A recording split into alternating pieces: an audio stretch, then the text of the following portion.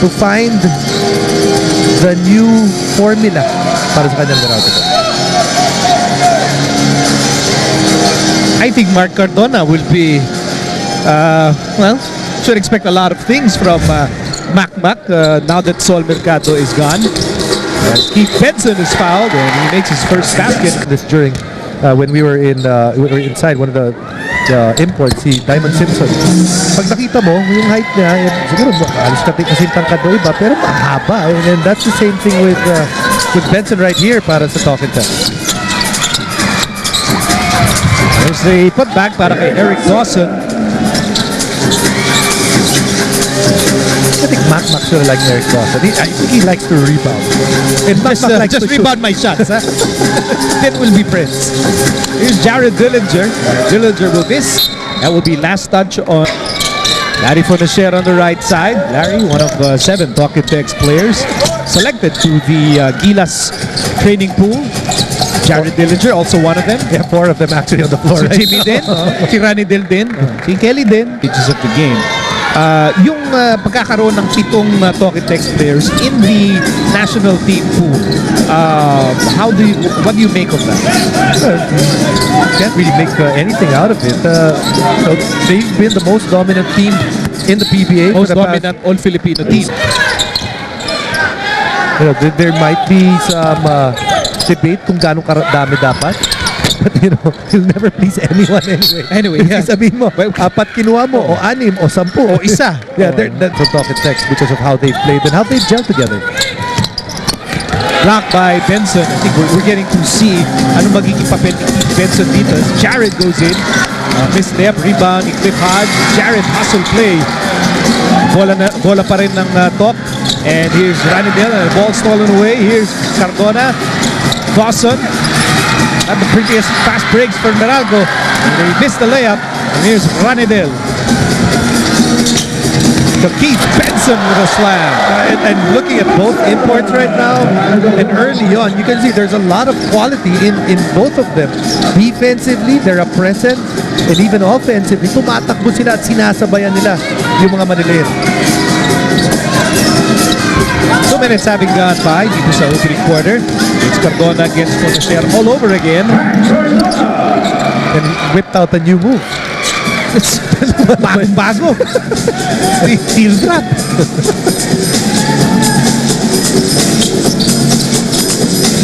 Another thing that we're gonna have to check, para sa Meralco. Remember that they changed their offense last conference and it tailor fit Sol Mercado. Ngayon na wala si Sol, it will be a question mark kung ano itatakbo nila.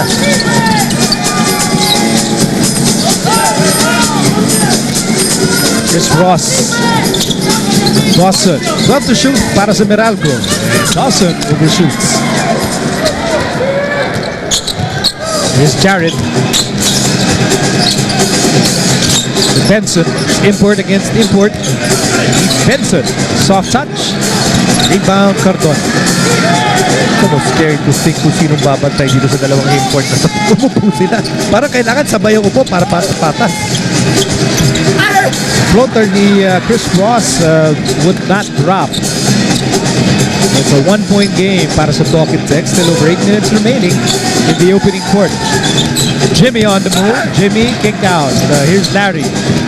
Larry sends it for Jared, pero tinapik pala. Defensive teams, tapos nilagyan mo ng shot blocker ngayon.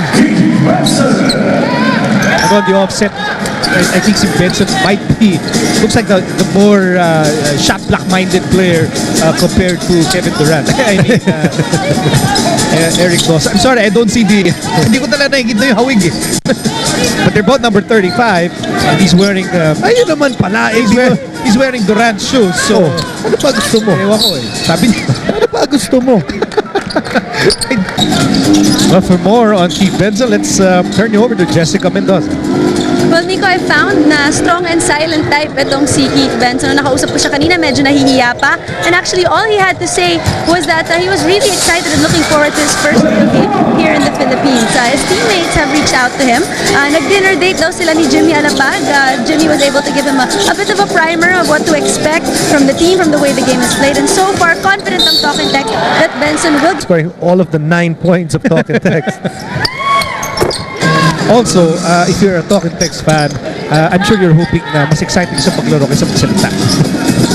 Pero kamukha niya, may kamukha rin siya. Basta lang, Kevin Durant. With all apologies sa import ng Meralco, hindi talaga namin makita yung hawig eh. Pero konting ko.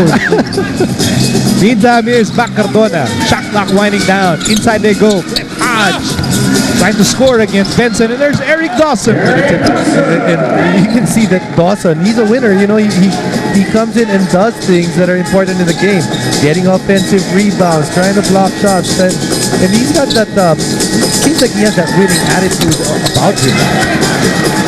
Certainly has the energy. Huh? Yeah. Here's Ross. Hodge. Cardona. Oh, blocked by Benson. Dalawa na. Alapag locating for the share. Here's Benson. Outside, Ronnie Dill.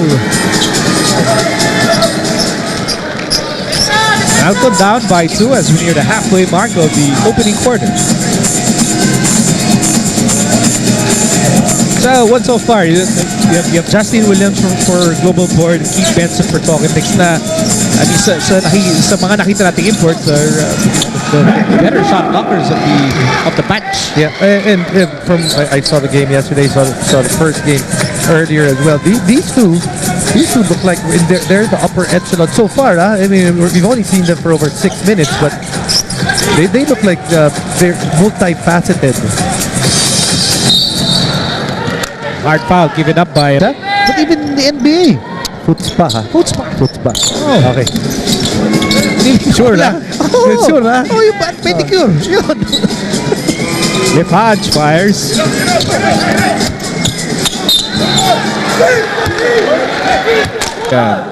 Yung hilig ng basketball players sa Futspa because syempre yung paa nyo, gamit na gamit. I've played, okay, and I've seen the feet of all my teammates. And I pity the people that actually work on the feet of these players. Huwag mo na lang magbigay ng pangalan. Baka masira yung mga idolo-idolo na as back Cardona goes in. I mean, for instance, Michael Jordan has horrendous feet. Seriously? Yung sa libro? I mean, terrible. But it's nice that players are getting metrosexual, you know. Charles Barkley has been plucking his eyebrow. As Cardona misses, rebound, Harvey Carey. We have a 3-point game dito sa opening quarter. Ryan Reyes is now part of the story tonight. Here's Castro. Benson has been very productive for Talking Text. He goes in and scores. Sobrang productive ni Keith Benson. Lahat ng points sa Talking Text sa kanya. And we were saying that he shouldn't rock the boat. He just became the boat. Okay.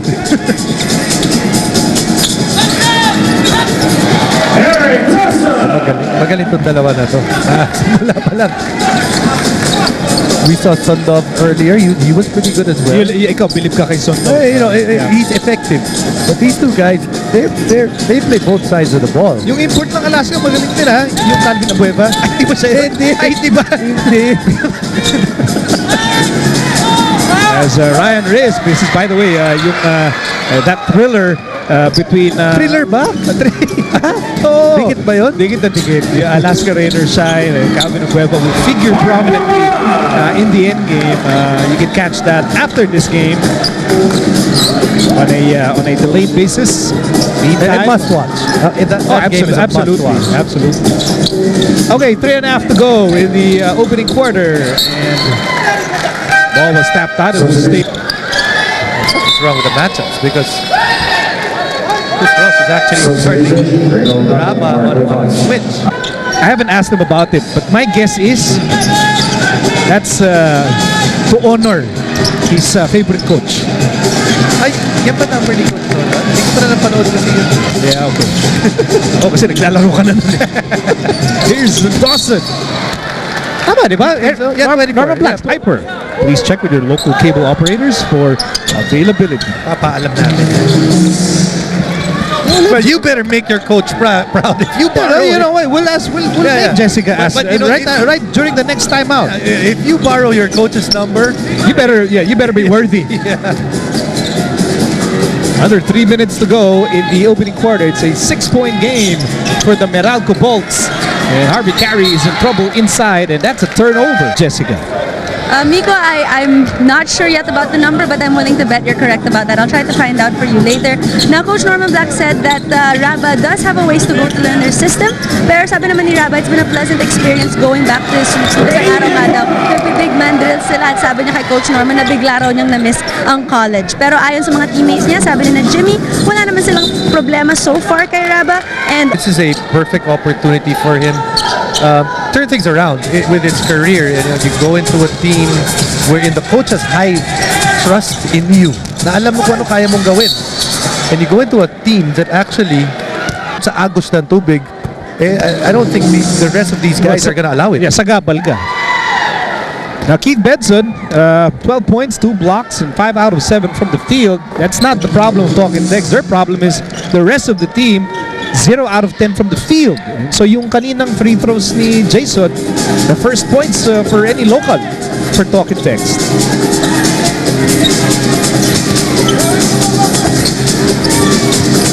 Ray Guevara, first game for the Bolts. For his new team, here's Guevara. Shot clock down to 1. Guevara for 3. Rebound, Ryan Reyes.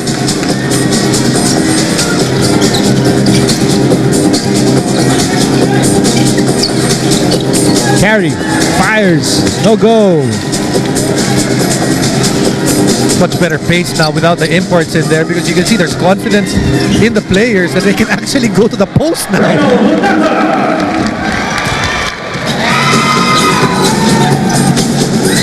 Matagal na rin sa PBA si Reynel, no? Pero his post-up moves are just as potent. The thing is, you don't know which side he's going. He can go left, he can go right, and he can shoot with either hand as well. There's Nathan with the rebound. Meralco threatening to build a 10-point lead. Ron J. Buenafe against Ryan Reyes. Buenafe still has the ball. Buenafe on the move, and he is opposition of the Bolts. But it still might be the same thing, nag-aabang siya, but now it's going to be a little different. Instead of it starting from Sol, because their import, it looks like he can score at the post, can do a lot of things. Baka naman dun manggagaling mula sa loob palabas. Ryan Reyes hounded by Ron J. Maybe he was hounded too much. Foul against Ron J. Time winding down in the opening quarter. Talking Tex down by 10 points. Raba wants the ball. It goes to Jason Castro instead. Shot clock down to 3. Castro fires and misses.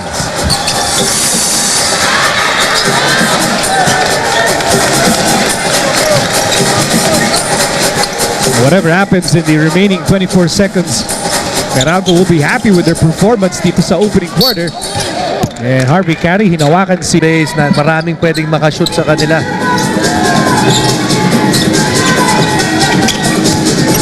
Ron J. Fakes. Outside, J.R. Reyes. Shot clock down to 4. Ron J. Buenafe for 3. What an opening quarter for the Meralco Bolts. They're up by 13 points. Jason Castro will miss, and that ends the opening quarter, and it's all Meralco.